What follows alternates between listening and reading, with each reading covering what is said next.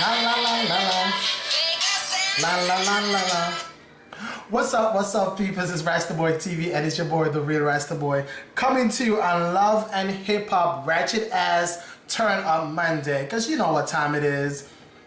But tonight, before I go any further, I had a cute little cocktail here that I made up for y'all tonight. I'm drinking on tropical fruit punch and peach Amsterdam with a splash of ginger beer. Fergie got me in the mood tonight. Her new video's out for LA Love, so make sure you go to my blog, therealrastaboy.blogspot.com. Check out the new video from Fergie, cause you know she be doing the damn thing. I can't wait to see her perform it live on the American Music Award coming up at the end of this month. But anyway, let me go ahead and dive into this Love and Hip Hop Ratchet Ass Monday that just came on moments ago. So remember the last time we watched Love and Hip Hop, we were seeing the unveiling of what's her name, Mystica, billboard for this new upcoming strip club in Las Vegas, and Nikki, Tiara Marie, and Hazel He was also at the unveiling for other reasons, but they were all there at the same damn time. Okay, so tonight, that part, we saw the rest of the unveiling of the billboard. We saw Mystica on the billboard. She's laying down in the bath of what was it? I don't know if it's crystal, fake crystal, sparkles, whatever, something. But it looked good to me.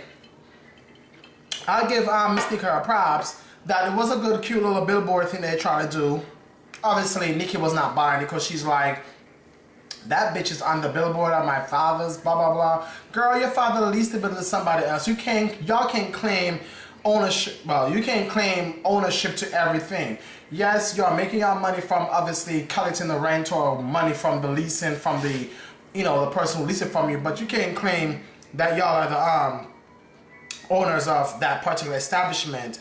Anyway, when they reveal that Mystica is the new face of the club, that she came out and gave her a little cute little speech, which was no more than 2 seconds long.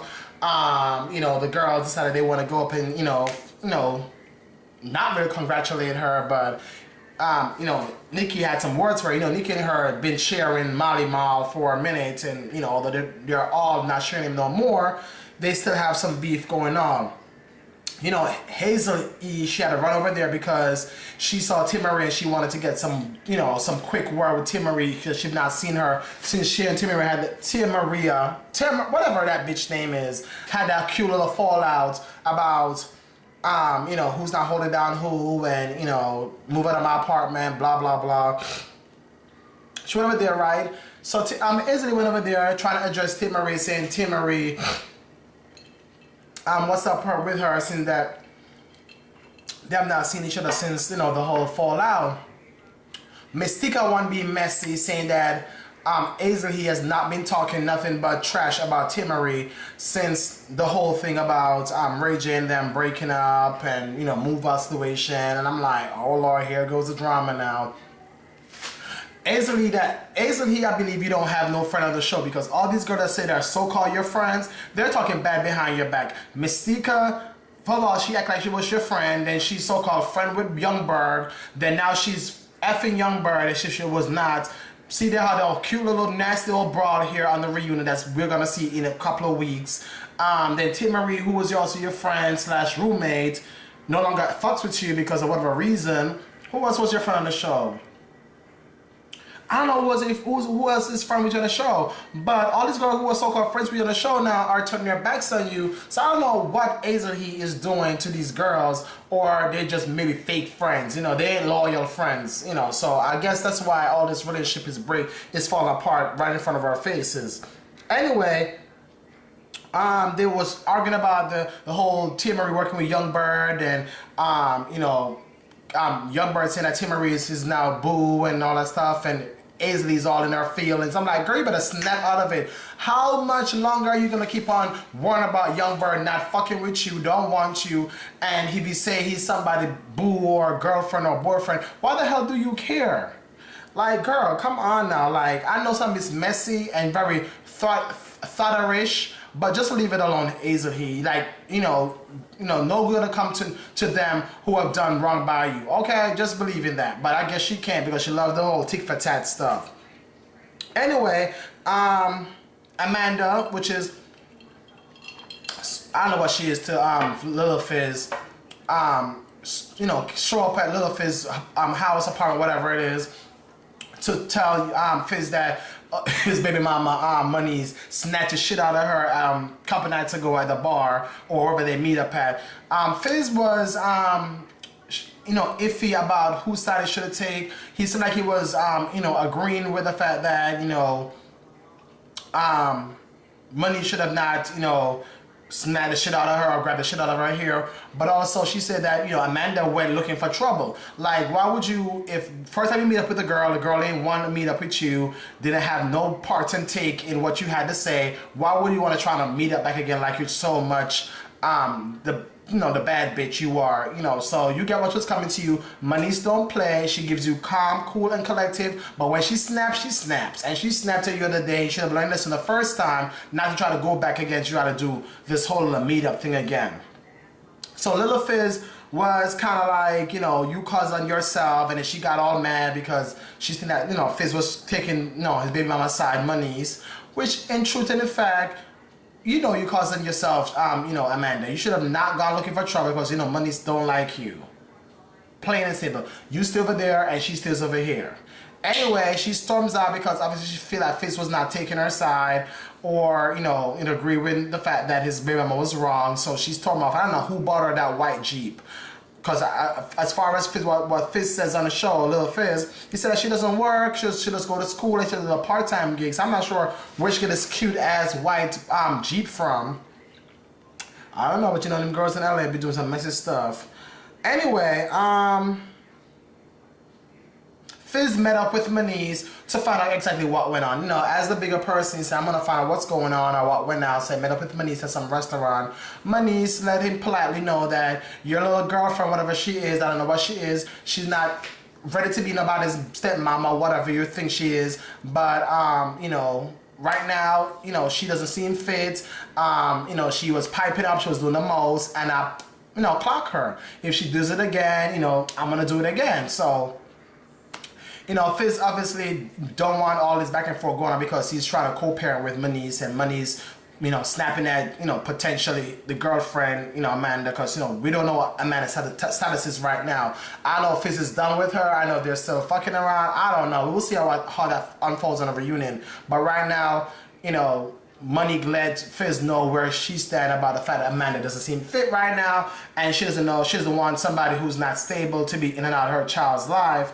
When in truth and in fact, Maniz, you're not even stable yourself. So I'm not sure what you're clocking Amanda for, but you know what? I understand the fact that you're looking at the fact of you're the biological mother, and Amanda is just some one of the other many girls that is coming into your son's life. So she does have a little point, but not really. Also, tonight we saw that April is going into labor. Not even going to labor, she was going to labor in a few early part of the episode.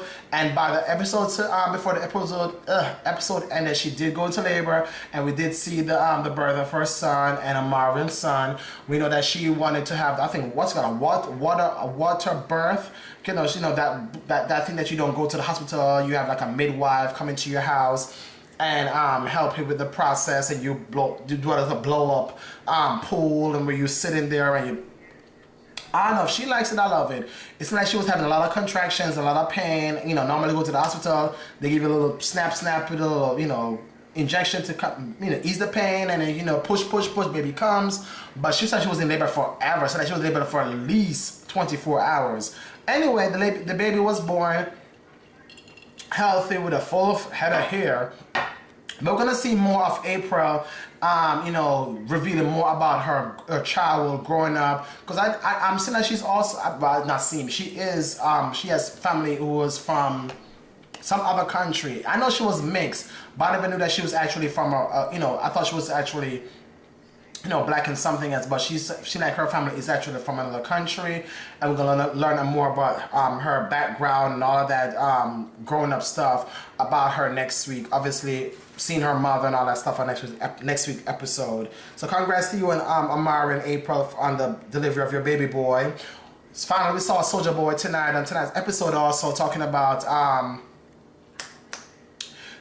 you and him and Naya not ready to move in, and you know how he's scared of Teddy Riley, and you know he's going on tour. So right now he don't think it's a good time for you to move in. Any excuse is better than none. Soulja Boy, yes, we know you're going on tour, but if you are gonna leave somebody at your house who you love and care for with a child, you can hire a bodyguard for whatever time you need them for. Talking about all my bodyguards are going on tour with me. All my peoples are going on tour, so nobody's gonna be at the house with you. And you know the celebrities, the fans know where I live, so I don't want to come to your house and you know make it unsafe for you. I'm like, he's giving all this little hogwash story. In truth and in fact, yes, he's kind of partially right, but again, you have all this money, Soulja Boy, you can get another, not detective, but bodyguard to be there with your girlfriend while you're on tour.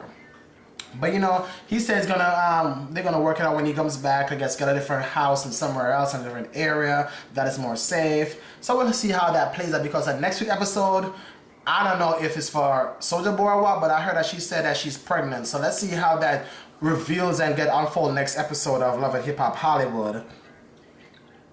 Okay, Ray J, you know, got away with his charges by the skin of his teeth. You know, he had that big old brawl at that hotel, and he kicked out the police windows of the car and all that shit that went down. He only got 3 years probation and community service, which I think is a slap on the wrist. When these celebrities do shit like that, they get away with it because obviously they can get the high-powered attorneys that will go there and say all this shit and get the judge, you know, to do them a favor and all that stuff. But if it's me and you, regular John public people, go to court, we get, you know, all these maximum sentences and stuff like that. But Ray J only got 3 years probation with community service. So to me, that's what we call a slap on the wrist.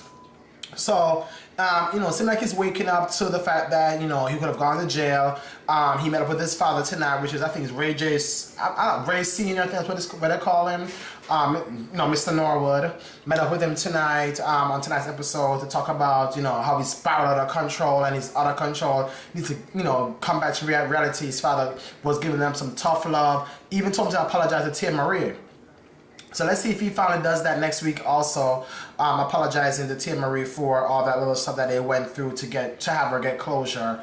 And yeah, he called his girlfriend Princess, told her that he's going to go to anger management class or some shit like that. Let's see even if that works. You know, he met up after that with Young Bird and some club promoter to chit chat about the fact that he escaped, you know, all this by the skin of his teeth, and he's relieved and blah blah blah. They were cheersing up and drinking more again in the club or someplace. The same shit that got him in the same trouble, the same drinking and alcohol, which seems like he doesn't have a lot of control over. Anyway, Nikki's mom, I don't know what her name is, but she seems like she's a troublemaker. You remember the fact that Nikki don't like Mystica, so here goes her mom digging up stuff about Mystica to get somebody to. There goes Nikki's mom digging up all this dirt on Mystica, bringing her mugshot. Saying that she got arrested back in the days when she was younger for petty theft and all kind of little misdemeanor and stuff like that. For what? I'm like, she's on the billboard. You so high and mighty talking about you can get her off the billboard when in truth and the fact your mother said that, you know, y'all can't because, you know, y'all rent the place to somebody else. That's who decided to be their spokesperson or the face of the, you know, the brand. You know, just have to live with it. But Nikki's so vindictive that she's trying to get Mystica off the damn billboard, that she's gonna now throw at Mystica. Oh, I know about your criminal past. How do you know about that? Her mom had to bring that into play. And Mystica explained herself when Tia Marie and her and Nikki had cocktails because Tia Marie wanted to be Miss Mediator and trying to have this all resolved. Nikki was like, you know, I know you have a past and all that stuff and trying to throw all this shit in her face. Mystica explained to us tonight that she actually had that past because she was young, stupid, around 16, 17 years old, and she was hanging with a bad crowd that everybody has at some time or may have done something bad when they were young, you know, we all learn from our mistake and we are, you know, learning to do better now. So you said that that's what happened when she was younger. She, you know, she was arrested and, you know, that's her past, and she's, you know, has been struggling and, you know, fighting her own, working, all that good stuff. And now she's, you know, doing better. So why would Nikki want to try to throw all this in our face? So I understand your Mystica, but you know, Nikki is just messy ass with her little fake ass big booty, her breasts, and her fluffy ass big jersey here that she keeps on rocking. She couldn't take it no longer, so she eventually left, which Tia Marie and Mystica kept on having cocktails. What else I want to talk about? April had the baby.